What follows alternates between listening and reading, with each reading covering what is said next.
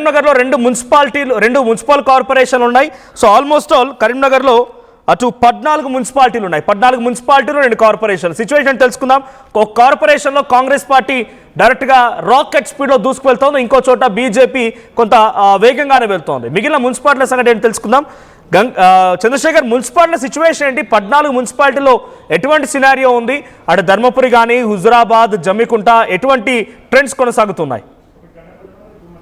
మనోజ్, ఉదయం నుంచి చాలా ఆసక్తికరంగా ఉత్కంఠ రేపినటువంటి ఎన్నికల కౌంటింగ్ ప్రక్రియ కొనసాగుతూనే ఉన్నది. కరీంనగర్ కార్పొరేషన్ కి వచ్చేసరికి 66 డివిజన్లలో 46 Bharatiya Janata party postal ballot లో లీడ్ లో ఉన్నటువంటి పరిస్థితి. ఇక మీరు అన్నట్టుగా మున్సిపాలిటీలు ఇటు కరీంనగర్ జిల్లా, ఉమ్మడి జిల్లాకు సంబంధించి చొప్పదండి, జమ్మికుంట, హుజురాబాద్, ధర్మపురి, రాయకల్, జగిత్యాల, కొరుట్ల, మెట్పల్లి, వేములవాడ, సిరిసిల్ల ఈ మున్సిపాలిటీలకు సంబంధించి కాంగ్రెస్ పార్టీ ఆధిపత్యం స్పష్టంగా కొనసాగుతూనే ఉన్నది. ఇప్పటికే మంచిని, పెద్దపల్లి, సుల్తాన్బాద్ లో సైతం కాంగ్రెస్ పార్టీ కైవసం చేసుకుంది. ధర్మపురిలో 4 మున్సిపాలిటీ వార్డులని కాంగ్రెస్ పార్టీ కైవసం చేసుకుంది. రాయకల్కి వచ్చేసరికి బీఆర్ఎస్ 2 స్థానాల్లో విజయకేతనం ఎగరవేసింది. మరో 3 స్థానాల్లో కాంగ్రెస్ పార్టీ విజయకేతనం ఎగరవేసింది. జగిత్యాలకు వచ్చేసరికి జగిత్యాలను 8 స్థానాల్లో కాంగ్రెస్ పార్టీ అభ్యర్థి ఎవరైతే ఉన్నారో ఆ అభ్యర్థులు కాంగ్రెస్ పార్టీలో వివిధ వార్డుల నుంచి గెలుపొందడం జరిగింది. 2 స్థానాల్లో ఇండిపెండెంట్ అభ్యర్థులు, స్వతంత్ర అభ్యర్థులు వారు విజయం సాధించడం జరిగింది.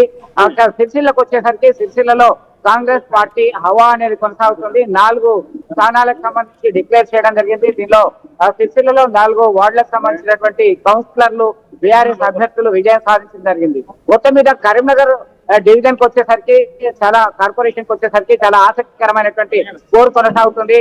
10 స్థానాలకు పైగా ట్రయాంగిల్ కాంపిటీషన్ కనబడుతుంది. మరొక 5 స్థానాల్లో నువ్వా నేనా అన్నట్టుగా టఫ్ ఫైట్ కొనసాగుతుంది. మనం అనుకున్నట్టుగానే భారతీయ జనతా పార్టీ లీడ్ లో ఉండేటువంటి స్పష్టమైనటువంటి సంకేతాలు, ఇప్పుడున్నటువంటి ట్రెండ్స్ అయితే కనబడుతున్నటువంటి పరిస్థితి గమనించవచ్చు. ఒక్కసారిగా సుప్పదండ్లో సైతం ఇప్పటికే ఫలితాలు దాదాపుగా 4 స్థానాలని ప్రకటించడం జరిగింది. 4 స్థానాల్లో కాంగ్రెస్ పార్టీ ఆధిక్యత కనబడుతూనే ఉన్నది. మనోజ్, దీనిలో భాగంగానే ఇక కొరుట్ల, మెట్పల్లికి సంబంధించి ఒక ట్రయాంగిల్ టఫ్ కాంపిటీషన్ అయితే కొనసాగుతున్నటువంటి పరిస్థితి. వేములవాడలో అదే సిచ్యువేషన్ ఉంది. 3 పార్టీలు ప్రధానంగా భారతీయ జనతా పార్టీ, కాంగ్రెస్ అలాగే బీఆర్ఎస్ పార్టీలకు సంబంధించి త్రిముఖ పోటీలో ఉత్కంఠ రేపుతుంది. ఇప్పటి వరకైతే 2 స్థానాల్లో వేములవాడకు సంబంధించి కాంగ్రెస్ పార్టీ కైవసం చేస్తుంది. మరొక స్థానంలో బీఆర్ఎస్ విజయకేతనం ఎగరవేయడం జరిగింది. ఇంకొక స్థానాన్ని ప్రకటించాల్సి ఉంది. మరికొద్ది సేపట్లో అక్కడ వేములవాడకు సంబంధించినటువంటి ఫలితాలు వెల్లడయ్యేటువంటి అవకాశాలు కనబడుతుంది. మొత్తం మీద రామగుండం కార్పొరేషన్ కి వచ్చేసరికి కాంగ్రెస్ పార్టీ పలు డివిజన్లలో దూసుకెళ్తుంది. దానికి సంబంధించి క్యాంపు రాజకీయాలకి నిన్న నుంచే వారికి వెళ్ళడం జరిగినటువంటి విషయం విదితమే. ఈ క్రమంలో ఒకవైపు రామగుండం బీఆర్ఎస్ నేతలు, మెట్పల్లి కాంగ్రెస్ అలాగే వేములవాడకు సంబంధించినటువంటి కాంగ్రెస్ నేతలు క్యాంపు రాజకీయాలకి తరలి వెళ్లారు. ఇక్కడ ఫలితాలు వెల్లడైనటువంటి మరుక్షణమే ఎవరైతే విజయం సాధిస్తారో ఆయా పార్టీలకు సంబంధించినటువంటి నేతల సమక్షంలో హైదరాబాద్ కావచ్చు, ఇతరత్ర సుదూర ప్రాంతాలకి క్యాంప్ కి వెళ్ళడానికి సిద్ధంగా ఏర్పాటు చేసుకున్నటువంటి పరిస్థితి. ఈ నెల 16వ తేదీన మేయర్ ఎన్నిక సందర్భంగా అలాగే మున్సిపల్ చైర్మన్ ఎన్నిక సందర్భంగా ఆ టైంకి మాత్రమే రావడానికి పక్కా ప్లాన్ తో ముందుకెళ్తున్నారు. ఇప్పటికీ నువ్వా నేనా అనేటువంటి విధంగా కౌంటింగ్ ప్రక్రియ కొనసాగుతుంది.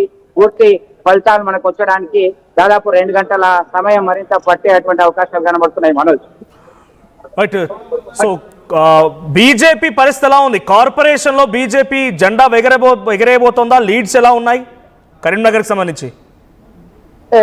ఖచ్చితంగా పలు డివిజన్లకు వచ్చేసరికి భారతీయ జనతా పార్టీ ముందంజలో ఉంది. అయితే అనుకున్నట్టుగా కాకుండా కొన్ని ప్రాంతాల్లో, కొన్ని డివిజన్లకు వచ్చేసరికి ట్రయాంగిల్ కాంపిటీషన్ లో 1-2 వెనుకబడేటువంటి అవకాశం ఉంది. ఆర్టీవీ ముందు నుంచి చెప్తుంది 25 నుంచి 28 స్థానాల్లో బీజేపీ లీడ్ ఉండేటువంటి అవకాశాలు విస్పష్టంగా కనబడుతున్నాయి. దీనిలో భాగంగా అదే ట్రెండ్స్ కనబడుతున్నాయి. దాదాపు ఇప్పటికే 20 డివిజన్లకు గాను అది లీడ్ లో ఉన్నటువంటి పరిస్థితి. మనకి 66 డివిజన్లకు గాను మనకు అందినటువంటి సమాచారం మేరకి పోస్టల్ బ్యాలెట్ విషయానికి వస్తే 46 డివిజన్లకు పైగా భారతీయ జనతా పార్టీ లీడ్ స్పష్టంగా కనబడింది.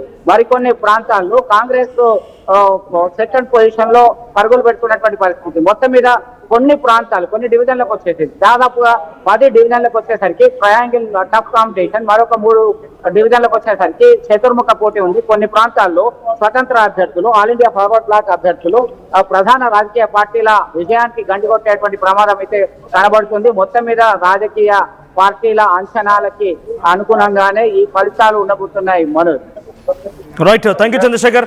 సో రిజల్ట్ చాలా వేగంగా వస్తోంది. సో యాజ్ 11 గంటల సమయానికల్లా పోస్టల్ బ్యాలెట్లకు సంబంధించి రిజల్ట్ కానివ్వండి, ఆ